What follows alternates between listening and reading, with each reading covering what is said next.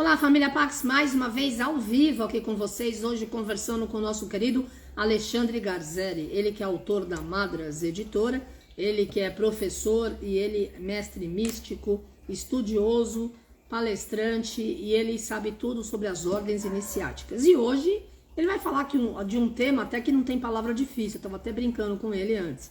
Os Magos da Aurora. Vamos dar boas-vindas ao querido Alexandre Garzeri, Magos da Aurora, né? Nesta tarde friazinha aqui de São Paulo, 18 graus, já choveu, e estamos aqui. E aí, Ale, Olá, bem-vindo! Tudo bom? tudo bem aí, Tá Carmen? ótimo. Como é que você tá, né? Tô joia, graças a Deus. E você? Para a gente entrar no clima, fazer a saudação para os amigos aí da Pax Universal, né? Bem amigos da rede Pax Universal, Carmen Balesteiro e você, tudo a ver. Tem que entrar no clima, né? Você estava vendo o jogo, hein? Você estava vendo o jogo, a Copa, Não, eu legal. vi, o de Ah, agora eu vi o não, né? gol, graças a Deus, né? Pelo menos a gente tá bem hoje lá. Com Fizemos um gol. certeza. Tá certo que a gente morreu e renasceu algumas vezes, né? Mas deu para passar. Bem, Faz parte, né? É a faz única parte. época do ano que eu vejo futebol é na Copa, né? Porque eu não É, entendo nada, mesmo na Copa eu não entendo, eu só ouço é lá o que eles estão verdade. falando e depois eu repito aquilo que eu ouvi, né? Então, e a gente vai indo, né? Mas Muito eu bom. adorei que hoje você escolheu um tema que eu consigo pronunciar, não tem Olha só, palavra para brincar de forca, os Magos da tranquilo. Aurora. E Os adorei que magos, você já me mandou aqui um monte de material, vai ser tudo de bom. mandei, Então, vamos lá. mandei. Hoje a gente vai ter um monte de coisa para mostrar. Eu espero conseguir acabar esse tema hoje, porque quando você vê do que se trata o tema, a coisa é muito complexa. O título pode ser fácil, mas a coisa é uma história que continua, querendo ou não, sendo escrita até hoje, né? Sim, Mas claro. vamos falar sobre esses magos da Aurora. Em primeiro lugar, o que isso quer dizer, magos da Aurora? Nós vamos falar hoje sobre uma ordem cujo nome é Hermetic Order of Golden Dawn, que Ah, é Golden a Dawn. ordem hermética da Aurora Dourada. Daí o porquê Hum. magos da Aurora, né? Porque todos os que integraram a ordem hermética da Aurora Dourada, eles constituíram, no tempo deles, na época deles, o que nós poderíamos classificar como a nata do ocultismo, a nata da magia naquela época. Mas, para a gente Uhum. compreender a Aurora Dourada, vamos resumir o nome falando, né, em vez de Ordem Hermética da Aurora Dourada toda hora, vamos falar a Aurora Dourada. Para a gente compreender a Aurora Dourada, nós precisamos analisar aquela época, aquele tempo que está acontecendo. No ano de 1875, Helena Petrovna Blavatsky havia fundado a Sociedade Teosófica. E aí, o que aconteceu? As pessoas que eram interessadas em espiritualismo, em ocultismo, hermetismo na Europa, começaram a ingressar na Sociedade Teosófica. E Uhum. durante muito tempo, a teosofia ela dominava assuntos, a proposta dela dominava o cenário europeu em matéria de espiritualidade. Só que a teosofia, naquele tempo, proposta pela Blavatsky, ela trouxe muitos elementos da Índia, trouxe muitos elementos do Tibete, ela trouxe muitos elementos do Oriente. E no aspecto Uhum. ocidental, claro que nós tínhamos sociedades secretas ocidental que existem até hoje, como os Rosa-Cruzes, como a maçonaria, mas você não tinha uma sociedade com um corpo tão consistente a ponto assim de poder fazer frente a essa, vamos colocar assim, a essa invasão de elementos orientais. E o Ocidente, ele também tem uma rica história espiritual, ele tem uma Sim. grande história espiritual, né? E aí o que vai acontecer? nos idos de 1885, 1888, é um tempo bem vitoriano, né? É aquela Inglaterra vitoriana. Nós teremos 3 ocultistas que vão se reunir num primeiro momento em 1885 para constituir o embrião da Aurora Uhum. Dourada, do que virá a Entendi. ser a Ordem Hermética da Aurora Dourada. Quem são esses ocultistas? Eles são, primeiro, aí estão todos eles aí no teu arcano, se Vou você ligar. quiser. Isso, a gente E espera ele um vai pouquinho. demorar um pouquinho ainda, porque ele Não, estava fica dormindo. tranquila, porque Como tem você muita sabe, o meu história. celular fica mais desligado do que ligado. Ele passa a Fica maior parte do tranquila. tempo no altar. Tem A minha muita, irmã que muita. pergunta, uma das minhas irmãs, para que que você tem celular se ele fica É, desligado? Eu falei, mas eu não sei nem o número dele, não é é? complexo. Mas enquanto ele vai ligando, a gente vai contando história, que tem muita história para contar. É Tá, já muito ligou. interessante que nesses séculos, né, 18, 19, até um pouco 17, vai ser a era dos grandes ocultistas, dos grandes iniciados, magos, sacerdotisas, né, no continente europeu. E esses 3 ocultistas, né, eu costumo tratá-los pelo sobrenome. Primeiro, o Westcott, né? Já já a gente vai mostrar a imagem dele. Primeiro, aí, tá ele sentado aí, com até paramentos, né, da aurora dourada na roupa dele, inclusive um cetro ele porta na mão, né? Então, o Westcott, ele, juntamente com 2 outros ocultistas, na sequência após o Westcott, vem o Woodman, né? Dá uma olhada no Woodman, Carmen, as vestes maçônicas que ele usa. A É, maçonaria é algo extremamente sério até hoje, mas a maçonaria, nessa época vitoriana, na Inglaterra, era algo assim, até para a gente ver, esses paramentos eram todos feitos à é. mão. Então era um esplendor assim incrível. Esse é o Woodman. E o último é o Samuel Liddell MacGregor Matters. Esse tem um nome um pouquinho mais complicado, Samuel Liddell MacGregor Matters. Esses 3, o Westcott, ele era médico, ele era um escritor, aquele primeiro que apareceu, extremamente versado em ocultismo, hermetismo, cabalá, alguém que estava acima da média. O amigo dele, o Woodman, aquele que está com os paramentos maçônicos, também era médico, né? Um médico bem conhecido na Inglaterra.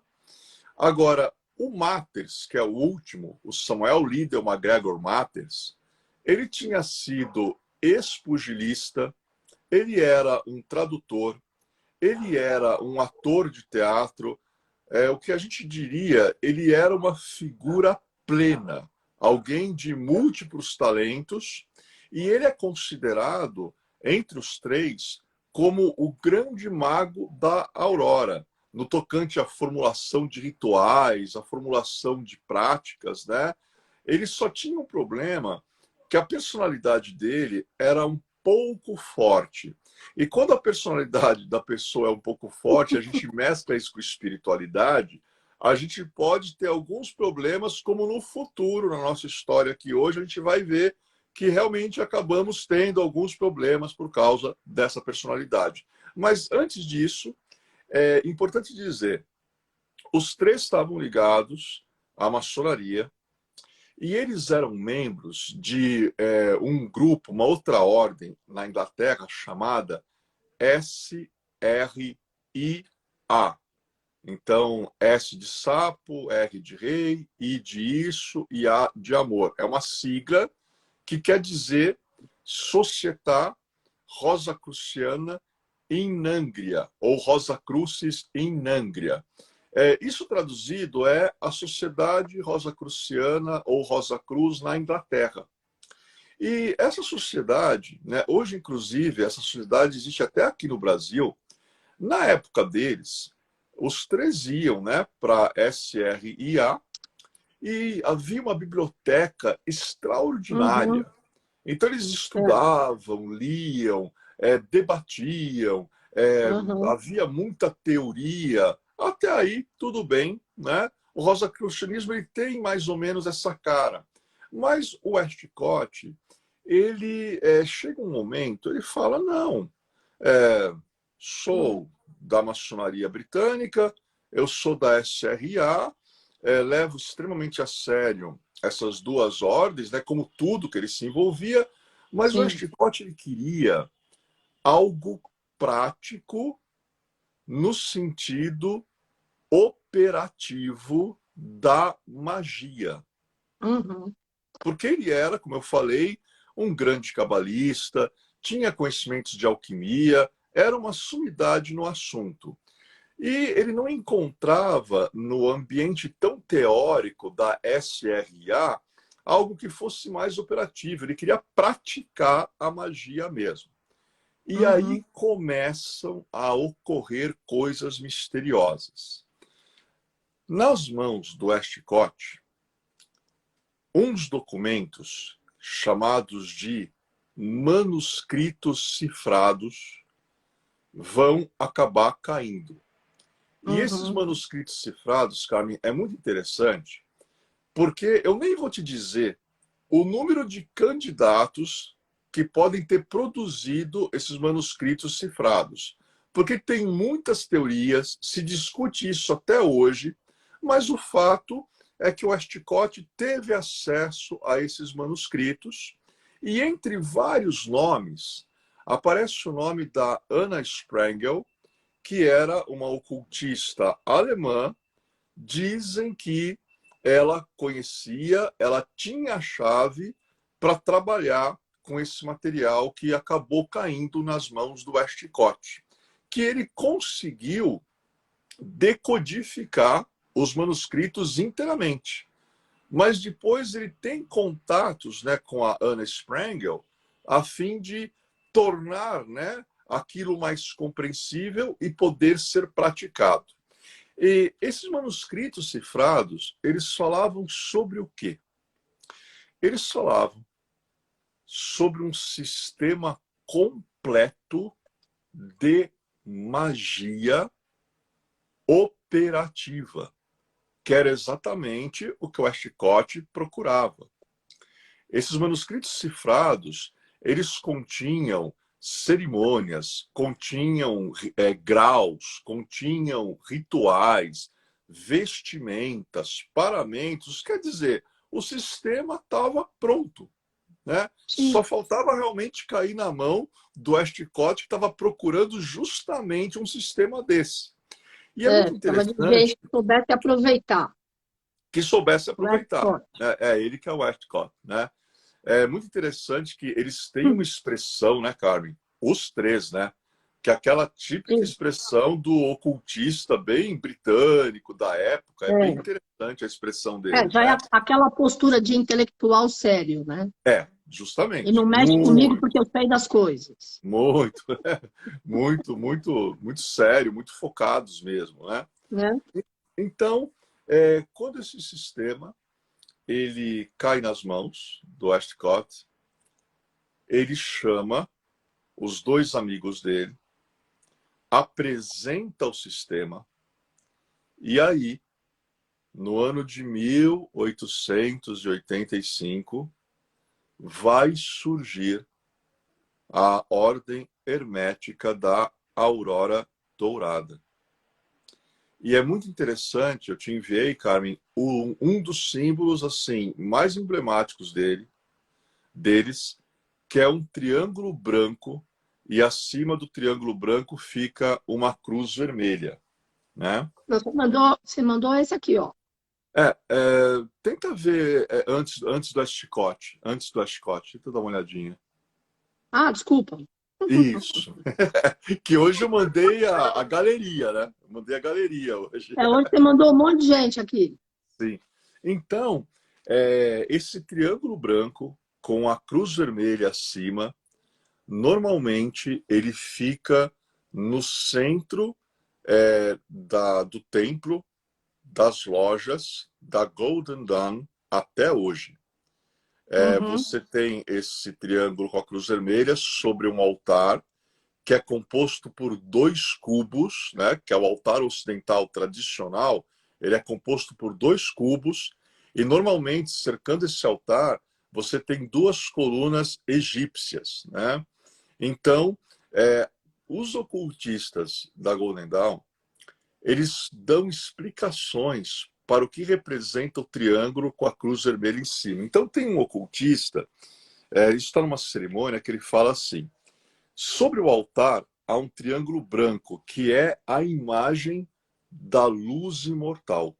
Então, o triângulo branco representa a imagem da luz imortal ou da luz trina, que se movia nas trevas e formou o mundo a partir das trevas. Uhum. A cruz vermelha, ela acima do triângulo, é a imagem daquele que foi desvelado na cruz. É uma nítida alusão ao Mestre Jesus, o Cristo, Isso. né? Agora, tem um outro ocultista, o Israel Regardi, que ele fala, não, a definição dele, ele realmente se dedicou, com certeza eu ia ser muito amigo dele. Escuta isso aqui, Carmen. Até sobre o altar do templo estão símbolos que indicam a ascensão da luz. Uma cruz da cavalaria na cor vermelha. Interessante, por que ele fala cruz da cavalaria? Quando a gente observa as cruzes, né, que aqueles cavaleiros da Idade Média usavam, a maior parte deles ostentavam na túnica e nos mantos cruzes vermelhas, principalmente os famosos templários. Sim, E claro. essa cruz vermelha, o Israel Regardi, ele fala que ela é feita por 6 cubos. Então seria uma cruz dividida em espaços iguais, em 6 quadrados iguais. E ele diz que essa cruz, o objetivo, já que a cruz representa a matéria, não é a matéria dominando, no caso, o triângulo, que seria um aspecto mais espiritual. Ele fala que a cruz está acima desse símbolo da perfeição que é o triângulo, justamente para que as pessoas entendam, os buscadores espirituais entendam, a importância de toda essa luz, de toda essa perfeição, de toda essa espiritualidade se manifestar no plano material, né? Sim. Então, Israel Regardi, ele tem uma visão, ele relaciona essa cruz com o triângulo, a árvore da vida da Cabala hermética. Ele fala que isso tem ligação com a Séfira lá do meio, Tifarete. Eles são, como você falou, Carmen, muito eruditos, eles são muito intelectuais, estudam mesmo, se aprofundam, né? O que é o caminho do espiritualista, porque sem estudo você não chega a lugar nenhum. Não Não sai do adianta. lugar. Então, esse é um símbolo bem emblemático. Eles, em 1885, acabam gerando o embrião da Golden Dawn. Em 1888, a Aurora Dourada, ela abre as suas portas para aceitar mais membros. Porque no início eles ficaram até com poucos membros, até para testar o sistema, experimentar o sistema, se adaptar ao sistema. E aí acontece o quê? Quando eles começam a admitir novos membros, a pergunta é: que tipo de pessoa vai procurar esse tipo de sociedade? Porque, como o nome diz, a Aurora Dourada hermética. Se é hermética, ela é muito fechada, ela é muito Sim. exclusiva, né? E naquela época, tem uma curiosidade, na era vitoriana, na Inglaterra, quase na Europa inteira, mas você sentia mais isso na Inglaterra, para você ser considerado alguém na sociedade, olha que interessante isso, ou você, independente do trabalho que você tivesse, da profissão que você tivesse, Mas para você ser considerado na sociedade, ou você era da teosofia, ou você era maçom, ou você era Rosa Cruz, ou você era da Golden Dawn. Entendi. Então, eram sociedades tão influentes até no status social, né? As pessoas que Sim. estavam ligadas a isso eram, digamos, mais consideradas, inclusive até em meio à nobreza britânica, onde muitos nobres faziam parte desses movimentos, né? Sim. Então, quando eles abrem as portas, é um processo seletivo rigoroso, mas as pessoas que procuram a Aurora Dourada já são pessoas que elas trazem um currículo de ocultismo, de hermetismo, de magia inacreditável. Então, por exemplo, olha os nomes. John Fortune foi membro da Golden Dawn. O também de personalidade forte, polêmico, mago inglês, Aleister Crowley. Arthur Edward Waite. Até hoje nós temos o tarô de Waite, que é um dos mais É. famosos do mundo. O poeta Yeats, né? Então, isso falando dos ocultistas. Mas agora tem uma curiosidade muito interessante com relação também a artistas que ingressaram na Golden Dawn. Por exemplo, Júlio Verne foi um Olha. membro. E as pessoas acreditam que muitas coisas que o Júlio Verne escrevia, nossa, Sim. ele tem uma imaginação brilhante. Nossa, É. a ficção dele é incrível. Na realidade, as pessoas acreditam. Tudo bem, ele era muito bom como um autor, mas ele colocou nos livros deles, para quem sabe ler, muitos elementos da Golden Dawn. Inclusive, tem uma primeira versão também de um filme, você deve ter ouvido falar desse filme, A Volta ao Mundo em 80 Dias. Sim, claro. Não a versão mais atual que fizeram, mas a primeira versão. Se você assiste esse filme e você é iniciado na Aurora Dourada, você entende aquele filme como uma aula de magia, né? Chega a ser incrível, né? Agora, tem uma curiosidade que é um pouco assim, assustadora, né? O Júlio Verne, ele escrevia ficção, um gênio. Outro autor, Bram Stoker, também foi membro da Golden Dawn. Bram Stoker, ele é famoso no mundo. Por que ele é famoso? Simplesmente é o autor de Drácula, né? Então também era um ocultista da Golden Dawn. Sim. Olha uma autora, Mary Shelley. Ela é famosa por quê? Porque ela escreveu Frankenstein, né? Então a gente começa a ver, nossa, esses autores de livros meio de terror, coisa sobrenatural, estavam envolvidos na Golden Dawn? Estavam. Então é bem interessante esse dado. Ian Fleming, que criou o famosíssimo James Bond. Sim, Ian James Fleming, Bond. ele foi membro da Golden Dawn. Então a Uau. gente começa a entender que existe um padrão, né? E a ordem começou a prosperar, tanto que eles têm a sede na Inglaterra, mas rapidinho eles abrem uma outra sede na França. E aí essa nata do ocultismo, a nobreza entrando, artistas de renome entrando, até aí tudo bem, progresso. Só que isso começou a gerar um problema um pouco curioso para a teosofia. E Hum. qual foi o problema? A teosofia, como eu falei, ela trazia muitos valores do Oriente. Agora surge a Aurora Dourada, já vou passar para você, que é meu currículo do que eles estudam até hoje. A Aurora Dourada, ela traz toda a gnose do Ocidente. Aconteceu o quê? Muitas pessoas da sociedade teosófica começaram a deixar a teosofia e ir para a Golden Dawn, né? A Golden Uau. Dawn. Interessante isso. E aí a É. Blavatsky, quando a Helena Blavatsky, ela percebe essa migração, ela chama a Annie Besant e outras, né, teósofas, e eles criam dentro da teosofia a chamada seção esotérica, que era um departamento dentro da teosofia para trabalhar mais os mistérios do Ocidente. E aí a Uau. teosofia começa a recuperar seus membros de novo. E aí a pessoa ficava nas duas, né? Na teosofia e na Aurora Dourada. Reunia o melhor, né, do Oriente e do Ocidente, né?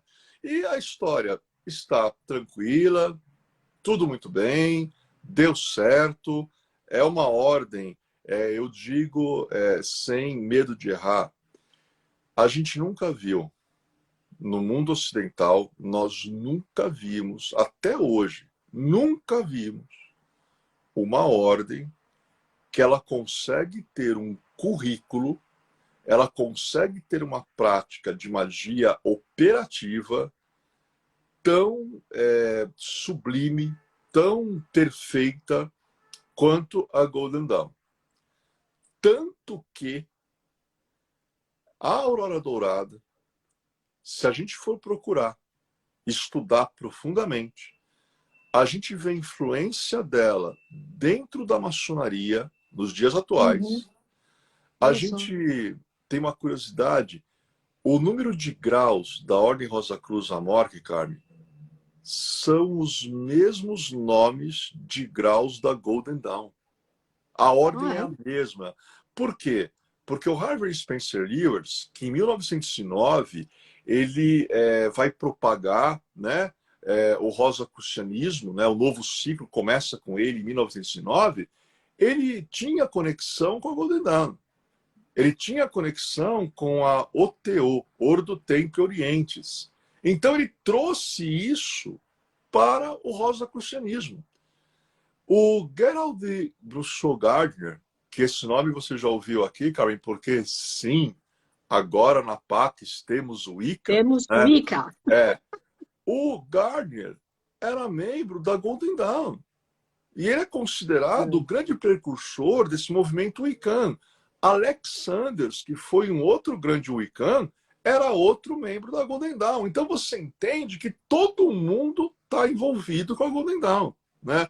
Para a gente entender como ela influenciou a espiritualidade no Ocidente. E tudo foi muito bem.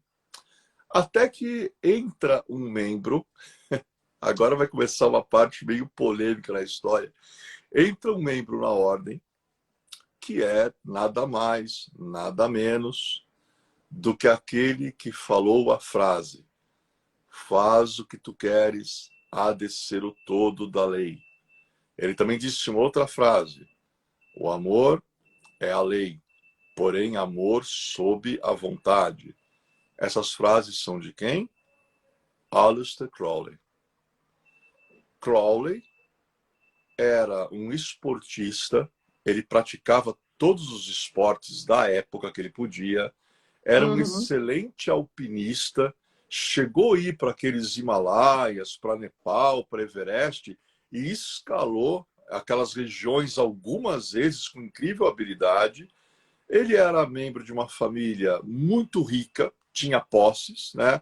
Ele conseguiu, né, gastar todo o dinheiro da família dele em viagens, comprando uma casa bem grande, que ficava de frente para um local pouco famoso na Escócia, chamado Lago Ness.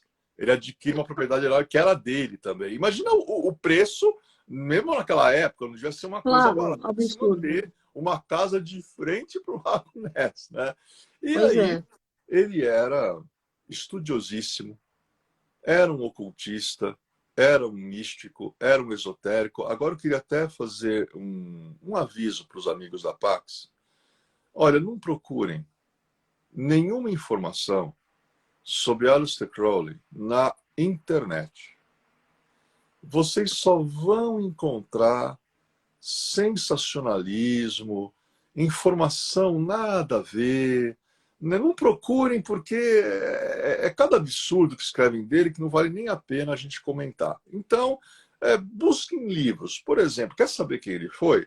A nossa querida editora Madrás tem livros muito interessantes sobre ele. Até um que é a biografia, para você entender quem ele foi, né? Claro. E ele era um exímio ocultista e entra na Aurora Dourada. O que acontece? Ele começou a subir de graus rapidamente, porque inteligente, tinha recursos, dedicado, focado, começou a ascender rapidamente os graus da ordem. E isso é interessante, porque quando a gente fala Hermetic Order of Golden Dawn, parece, né, que já é a ordem suprema, sublime, né? Mas, na verdade, Carmen, tem uma surpresinha agora. A Aurora Dourada, nesse sistema que estavam no manuscrito cifrados, a Aurora Dourada é a ordem de entrada, é a porta de entrada. Dentro dela tem uma ordem intermediária, que é a Rosé Rubé et Aurea Crucis, ordem, né, da Rosa Vermelha e da Cruz Dourada. E mais profundamente, se você conseguir passar desse intermediário, né, que é a Rosa Vermelha e a Cruz Dourada, se você conseguir avançar, a ordem mais interna deles tem uma curiosidade, Carmen. Pouca gente sabe quem dirigia essa ordem superior. Eles falavam, na época, e até em algumas tradições de Golden Dawn se fala até hoje, que quem comandava tudo, quem estava lá no âmago da questão, eram os chefes secretos, ou os mestres secretos. Que, Carmen, não é muito diferente do que os Mahas e Mahatmas da Blavatsky.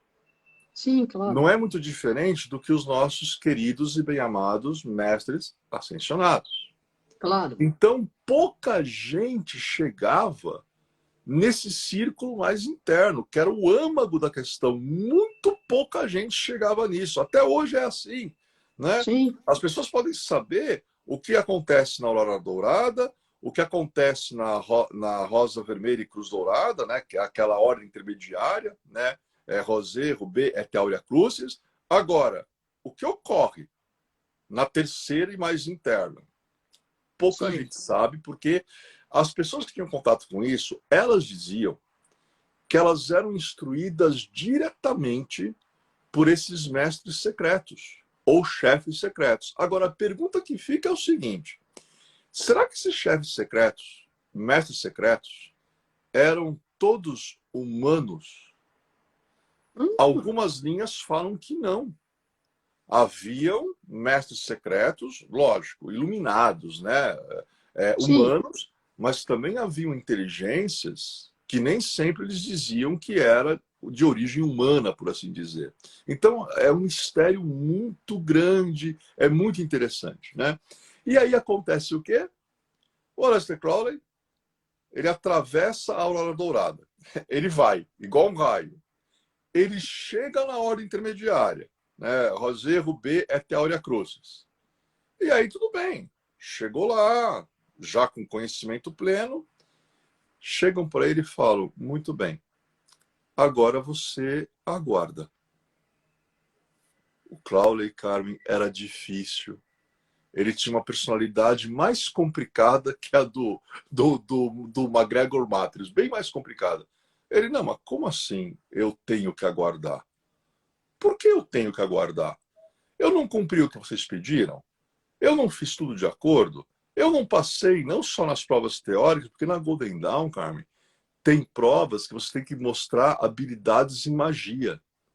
E se você não consegue demonstrar habilidade em magia, você não passa de grau. É muito interessante, né?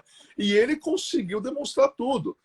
Ele: não, mas por que eu tenho que esperar? Não, vocês façam o favor de continuar o meu progresso. Vocês façam o favor de me admitir. Mas ele falou isso de maneira muito forte. Aconteceu o quê? Ele era lá da loja da Inglaterra, colocam ele para fora. O que ele faz? Ele pega e vai para a França. E lá na França, o Matres, que era um dos fundadores originais, ele liderava a Golden Dawn na França. E ele chega e conta para o Matres o que aconteceu. O Ah, Matres fala, não, pera um pouco, eu sou um dos criadores, eu posso estar aqui na França, mas quem comanda, tanto aqui como lá, sou eu. Eles estão pensando o quê? Se alguém tem que te colocar para fora, seria eu, e eu não lembro de ter te colocado. E eu vou fazer mais. Eu vou lhe dar os graus que eles não deram. E ele faz isso. Aí, Carmen, o que você acha que aconteceu? aí eles não gostaram, ficou todo mundo morrendo de ciúme. Né? Começa um episódio que hoje tem filmes, né? As pessoas pensam que é ficção, as pessoas pensam que é lenda, mas não é não. Começa um episódio chamado A Guerra das Rosas. O que Ah, é a Guerra das Rosas? Imagina, Carmen, uma guerra mágica entre a Aurora Dourada inglesa e a Aurora Dourada francesa. E as duas tinham ocultistas muito bons. Aconteceu nesse choque mágico coisas pavorosas. E aí a gente começa a entender o seguinte: a Aurora Dourada era sublime. Na minha opinião, ela continua sendo sublime. Os ocultistas que a integraram eram muito bons. Só que, como seres humanos, existe um probleminha chamado ego. ego. Ego, vaidade, orgulho, né? Pretensão. Aí cai E, todo mundo. justamente, e aí começa essa guerra.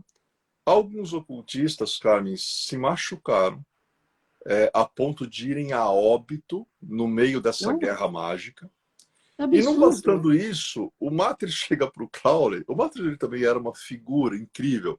Vá para a Inglaterra, se apresente em meu nome e diga para eles que eu estou requisitando tal documento, eu estou pedindo para eles abaixarem um pouco a cabeça, quem manda aqui sou eu. E o Crowley pega e vai. Quando ele chega na Inglaterra, na frente da sede, sai o Yeats, que era um poeta inglês. E o Crowley era uma figura. Olha como ele aparece na frente da sede na Inglaterra. Ele aparece vestido de kilt escocês, já é algo assim diferente, e com uma máscara ritualística, e ele começa a falar. O Yeats, ele era bem jovem, né? Ele só fica olhando. Terminou? Disse o que você queria? Volta para quem te mandou. Entra e bate a porta na cara dele. Aí a coisa... Gente, Aí a coisa... desmontou. É, na verdade, você falou o termo correto, Carrie. A Aurora Dourada daquela época, ela existe até hoje, né? Mas aquele período áureo, né? Sim, Desmontou, mas desmontou por quê? De fora para dentro? Não, de dentro para fora. judiação, né? Porque as próprias pessoas, não É. sabendo lidar com persona, ego, fizeram, né, uma implosão. Aí acontece o quê? A aurora dourada se fragmenta. E Hum. aí vão surgir várias auroras douradas. Tem até hoje. E aí tem um ocultista, o Israel Regardie, eu gosto muito dele. Ele olha aquela bagunça toda, aí ele fala, ah é, vocês não entenderam, né? Então sabe o que eu vou fazer? Eu vou pegar, eu vou fazer um livro, eu vou publicar, vou jogar publicamente todos os rituais da Golden Dawn. E ele faz esse livro aqui, que também vai aparecer o título invertido, tá, Carmen? Só para você ter uma ideia. Tá escrito Aurora Dourada, é o nome Tá. do livro. Agora, olha o tamanho disso aqui. Né? Gente, é uma enciclopédia. E aqui no Brasil, quem edita é a editora Madras. Né? Ela que Claro. edita esse A livro. melhor editora ocultista do Brasil. E Justamente, né? maçona. Não Então, é por ser a nossa editora, mas realmente eles têm você, títulos incríveis. você vê capa, a qualidade, papel, eles são Sim, realmente muito esmerados, né? Então, o Regardier, ele pega, e aí as pessoas, mas como que você pega, você divulga os segredos? Ele falou, sabe por que eu fiz isso? já que aqui dentro, aonde supostamente, pelas pessoas terem mais inteligência, cultura, serem mais eruditas, né, não se comportaram, então eu vou jogar essa gnose no meio do público para ver se surge alguém que seja menos nariz empinado e talvez trate isso de maneira diferente. E É. foi isso que aconteceu. Mas acontecem coisas muito interessantes. Por exemplo, a John Fortune, ela sai da Golden Dawn e ela funda a linha dela, que existe até hoje, que é a Society of Inner Light. É muito séria, até hoje existe, é bem interessante. O Arthur Edward Waite, né, que até é responsável, né, com o tarot de Waite, né, com a artista, né, que criou o tarot para ele, a Pamela, ele também origina uma linha de Golden Dawn. E a linha dele é bem interessante, porque era uma linha muito contemplativa, muito meditativa, tinha um aspecto gnóstico, esotérico muito forte. Até hoje existe a linha dele, né? Mas essa fragmentação, né, quer dizer, aquilo que podia até hoje ser uma só, se Sim. fragmentou em várias. E aí um aviso para quem está ouvindo, se você for procurar alguma coisa ligada à aurora dourada, pesquisa, cuidado, busca saber se é idôneo, porque como a aurora dourada é um nome muito proeminente, muito famoso, às vezes as pessoas usam esse nome não com boa fé, né? É. Então apenas usam o nome, mas quando você vai ver, chega lá dentro, não é bem um movimento que tem a ver mesmo com essas linhas que surgiram depois, mas que tem a ver com essas linhas que foram criadas por gente muito séria. Então, muito cuidado, né?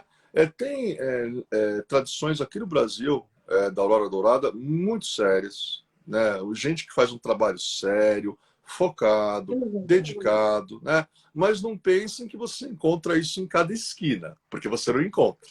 Tem que pesquisar ou tem que ser encontrado por eles, né? O que é É, importante também. Então, com é uma certeza. era de magia.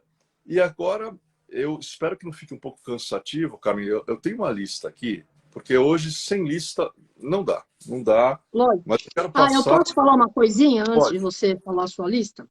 Adorei Eu quando vou. você falou a sociedade da Inner Light, da luz interna, porque quando eu morei em Los Angeles, eu frequentei um templo maçom durante um ano, que chamava o Templo da Luz Interna. Era maçonaria, era um templo maçom misto, junto com as coisas das energias dos ensinamentos dos mestres ascensos, e realmente era uma escola iniciática. E depois, com os grupos da Pax, eu levei vários grupos lá, participamos, eu e o Bueno, etc.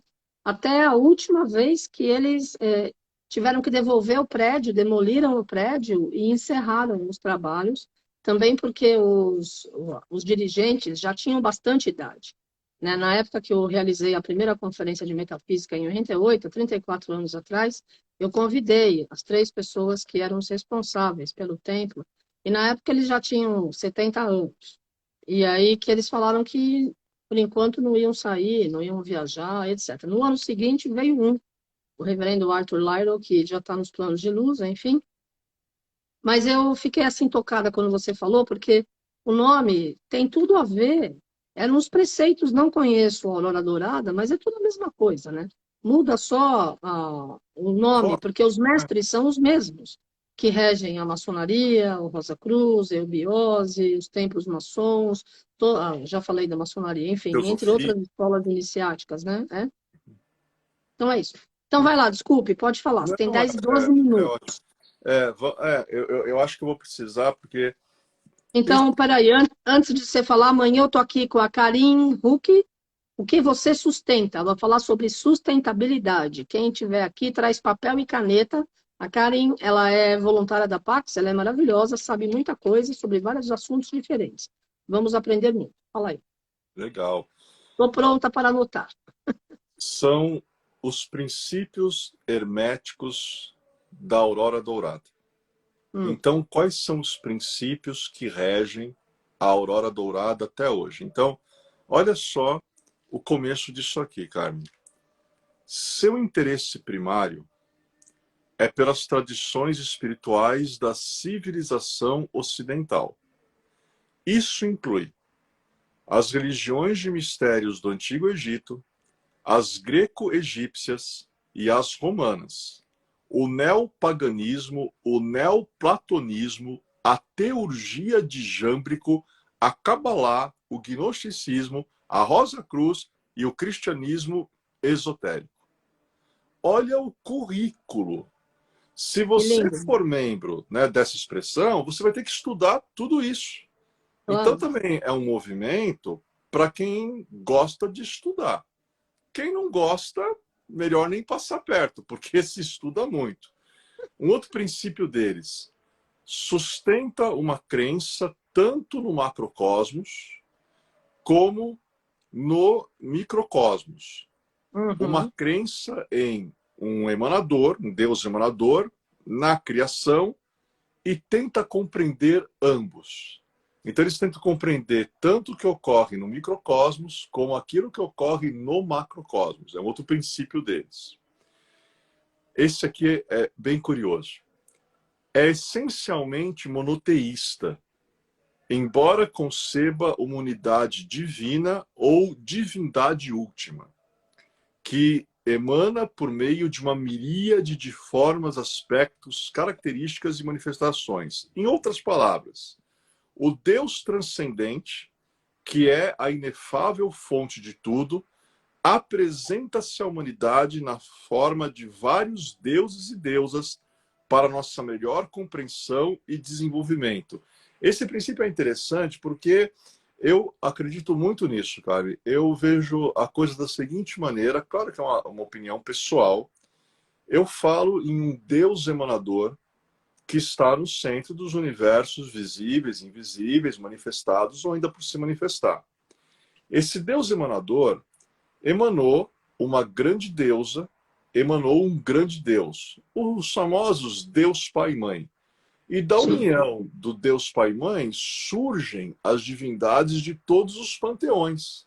Então, mesmo trabalhando com diversos deuses, diversas deusas, nós entendemos que a origem, até na Wicca, né, a gente fala qual que é a divindade principal da Wicca tradicional, ocultista e hermética. Ela é o único. E abaixo do único você tem a Mãe Celestial, você tem o Pai Celestial. Então a Golden Dawn também. Olha, somos monoteístas, mas entendam. Existem deuses, deusas, só que foram emanados de um mesmo princípio, né? Afirma que a divindade última é ao mesmo tempo imanente, ou seja, é presente em tudo. Então Deus está em tudo, né? E ele transcende tudo. Então é presente em tudo e transcende tudo também. É um princípio interessante deles. Ensina a tolerância a todos os caminhos espirituais. Que lindo. Para mim, esse é um dos mais importantes. Claro. São ocultistas? São. São magistas? São. Tem um conhecimento extraordinário? Tem. Mas tolerância, humildade, respeito a todas as religiões, a todas as filosofias, as outras tradições esotéricas, herméticas, porque sem tolerância fica impossível viver esse mundo. É o que nós estamos vendo hoje em dia. É Pois falta é. de tolerância. Não tem E condição. respeito. Respeito, né? Isso eu adoro. Afirma que a humanidade está em um estado caído. Por exemplo, nós nos separamos do divino pela involução da nossa consciência e procuramos o caminho de retorno para a unidade com o divino, que se dará pela evolução da consciência. O caminho do retorno requer aspiração e disciplina. Estuda o Mestre Moria, estuda Serapis Bey, aí você vai entender o que é disciplina, Disciplina. você vai entender, aí você vai entender. Não pode ser alcançado sem muito esforço e dedicação. E Sim. apesar de muitos textos antigos e sagrados conterem valiosas, profundas e preciosas chaves que oferecem orientação no caminho do retorno, nenhum deles é considerado infalível ou livre de erros. Embora os professores espirituais possam dar orientação, cada aspirante individual deve trilhar sozinho o caminho de volta até o divino. É aquele famoso, né, Carmen? Ajuda-te que eu te ajudarei. Né? Não adianta Sim, só a gente pedir para o mestre help, help, e a gente não faz nada para evoluir a consciência.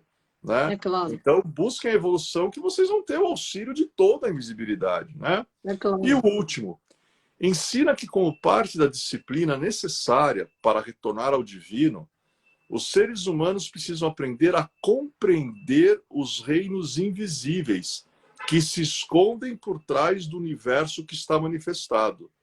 Para esse fim, adota as práticas da espiritualidade esotérica, do misticismo e da magia. Munido com conhecimento obtido das práticas esotéricas, a maior aspiração do hermetista é alcançar a união com o divino, frequentemente chamada de a grande obra. São Que lindo. princípios deles, né? Arrepia, É arrepia. Né? maravilhoso, né? E Pra como a gente, gente que adora a espiritualidade, né? É a base de tudo, né? com certeza. E como a gente tem 5 minutinhos ainda, se der tempo de ligar o Ai Arcano, que ele deve ter Claro, ele já está desligado. aqui. Eu não desliguei, porque eu achei que você fosse mostrar, né? Porque... Então, essa é a Rosa Cruz Hermética, que é emblemática, Carmen, para a Golden Dawn.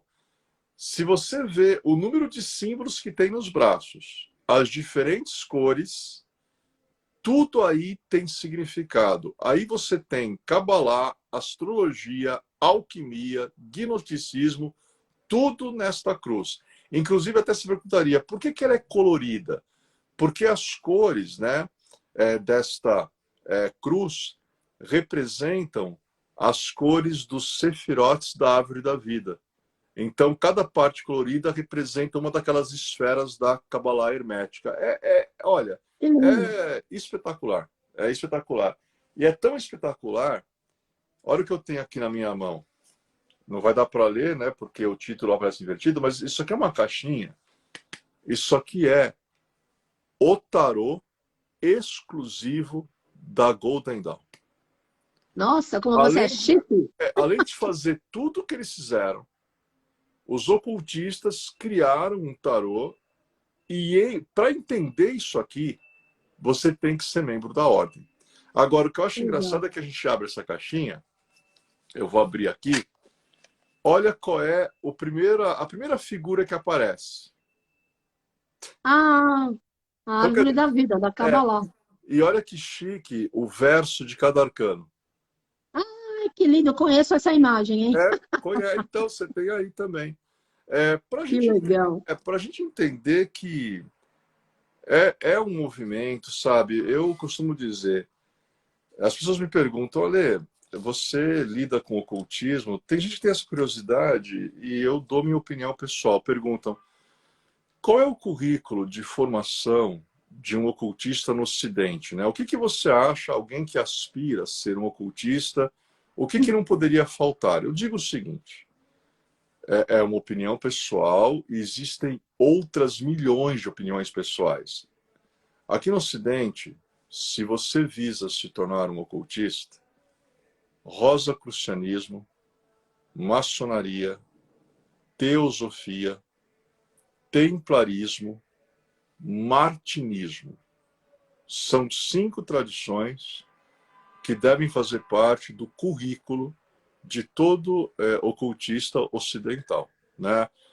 Tem outras opiniões, mas eu creio que essas 5 tradições, ordens, são fundamentais para quem realmente visa esse nível Muito mais legal. elevado da compreensão da espiritualidade, que é o ocultismo.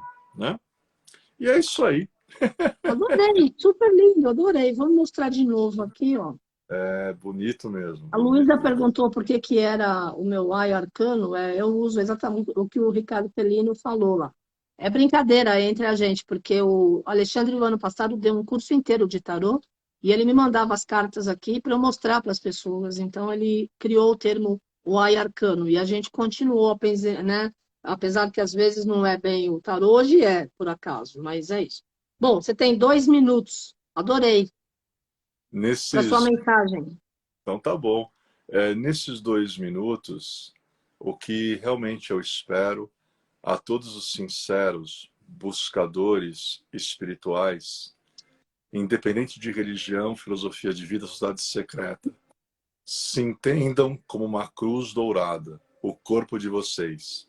No centro da cruz está a rosa, que é a alma e precisa desabrochar. Pelo estudo e pela prática da magia, essa rosa desabrocha. É isso aí. Maravilha, obrigada. Ale, ótima semana. E aí, como sempre, né, estamos juntos na espiritualidade. Gratidão, namastê, família Paz. Obrigado. Beijo, tchau, Tchau. obrigada.